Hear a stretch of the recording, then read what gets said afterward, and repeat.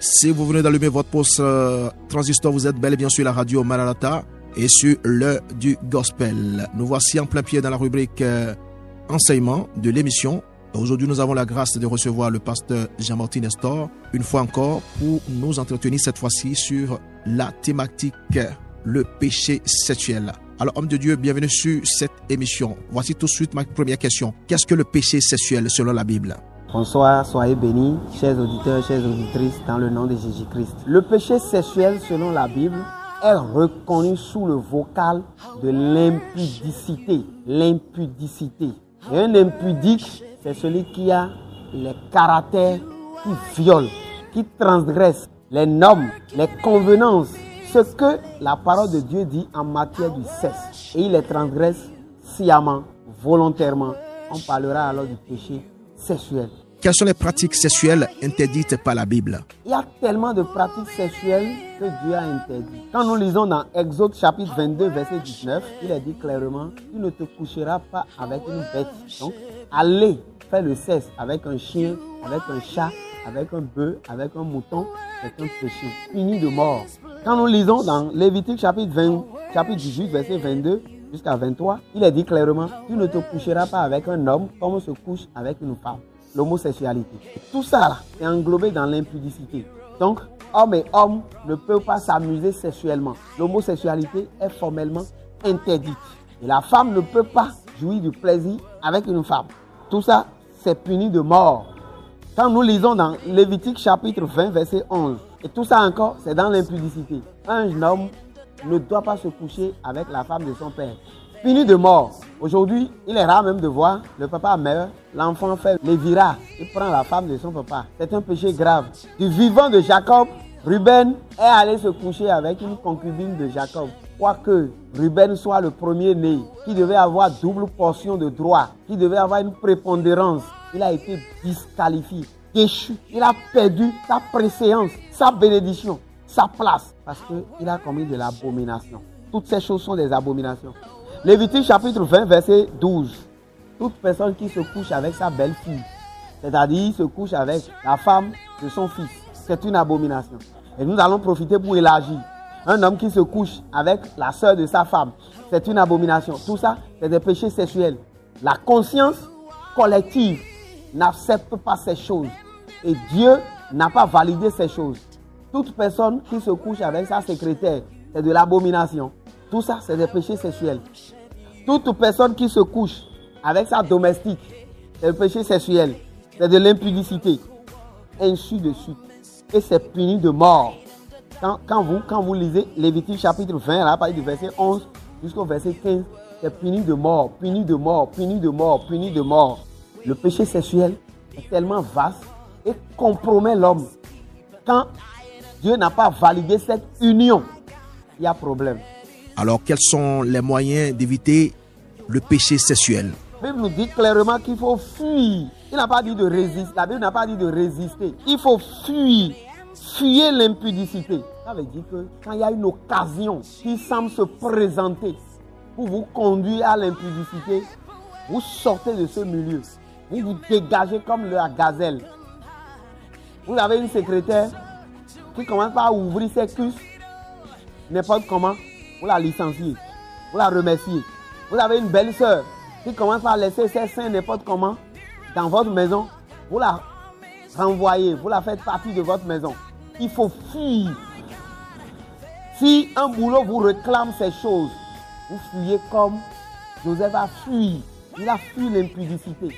La femme de son patron, Potiphar, a voulu qu'il tienne rapport sexuel avec elle. Oui, s'il le faisait, il aurait eu des avantages, des moyens, le plaisir. Joseph a fui jusqu'à ce qu'on lui a arraché même sa tunique. Et tout au moins il est sorti. Même si après on a menti sur son compte, Dieu lui a pointé ça en justice. Et tout ça là a participé à l'élévation de Joseph. Vous êtes pasteur, il y a un fidèle qui commence par faire des yeux, vous vous mettez à l'écart, vous mettez une barrière. Il faut fuir. Elle est interprète, elle commence par faire des yeux, par se présenter d'une manière ou d'une autre. Elle se déplace avec vous pour aller à l'évangélisation. Elle n'est pas mariée, même si elle est mariée, elle a tendance. Vous devez fuir. Vous rompez comme dans le cadre d'un disjoncteur. Quand le courant est plus fort, le disjoncteur lâche pour signaler qu'il n'y a pas chemin ici. Donc, il faut fuir. La Bible dit de fuir. Et l'autre chemin, pour éviter, dans 1 Corinthiens, chapitre 7, verset 2, il dit, toutefois, pour éviter l'impudicité, que chacun ait sa femme et que chaque femme ait son mari. Donc, il faut se marier. Si vous commencez par brûler, quand vous êtes jeune, vous vous mariez. Et l'homme vif là, la femme vive, ne peut ne pas brûler. Donc, il faut aller au mariage. Il ne faut pas attendre les milliards, les millions, maisons, véhicules, motos, avant de se marier. Il faut se marier quand on a déjà une condition modeste et vive, la pureté. Et dans Éphésiens chapitre 5, verset 3, ça dit ceci clairement. Éphésiens chapitre 5, verset 3. Que l'impudicité, qu'aucune espèce d'impureté, que la cupidité ne soit même pas nommée parmi vous, ainsi qu'il convient à des saints. Donc on ne doit même pas entendre parler du péché sexuel au milieu des enfants de Dieu. Ça devait être un sens interdit. Malheureusement, les gens boivent ça comme de l'eau glacée. Ce qui est anormal, ce qui pourrit l'église, ce qui souille l'église, ça diminue même l'impact que l'évangile devrait avoir. C'est un danger. Merci beaucoup, homme de Dieu, pour ces différentes réponses qui nous bénissent énormément. Alors, quelles sont les conséquences du péché sexuel? J'avais commencé par le dire. Ruben a commis un péché sexuel. Il a été déchu de ses droits. Vous savez, nous sommes dans un monde où tout est camouflé et tout est camouflable. Donc, les gens essayent de camoufler leur péché sexuel. Mais ça agit dangereusement sur la destinée. Le péché sexuel rend la destinée non éclore. C'est-à-dire, là où vous êtes arrivé pour commettre ce péché-là, l'éclosion s'arrête là et le reste ne s'éclore pas. Vous allez devenir comme une œuf non éclore. Donc, il n'y a pas de poussin jusqu'à trouver coq. Et des fois, dans les services administratifs, dans les services privés, les gens font ces choses et ils camouflent. Ça ferme la porte de la bénédiction. Les portes se ferment. Le péché sexuel crée l'endettement. Tout dernièrement, j'ai reçu encore un dossier où on a confié une jeune fille, une fillette, je ne sais pas trop, à un monsieur pour être apprenti. Il a commencé par commettre le péché sexuel avec la fille. Mais tout son capital est parti. Il est endetté aujourd'hui. Parce qu'il faut prier pour moi. Je dis non, qu'est-ce que tu as fait pour arriver à ce niveau? C'est alors il a ouvert le dossier. Il dit voilà, tu es en train de détruire la fille. Donc tes finances seront détruites. Ça détruit les finances. Le péché sexuel, que ce soit l'homme ou la femme qui le commettent, détruit le mariage. Un homme qui est marié et qui a encore un poulet secours, qui détruit l'harmonie de son mariage. La maladie va s'installer. L'intelligence des enfants va prendre un coup. Ses finances vont prendre un coup.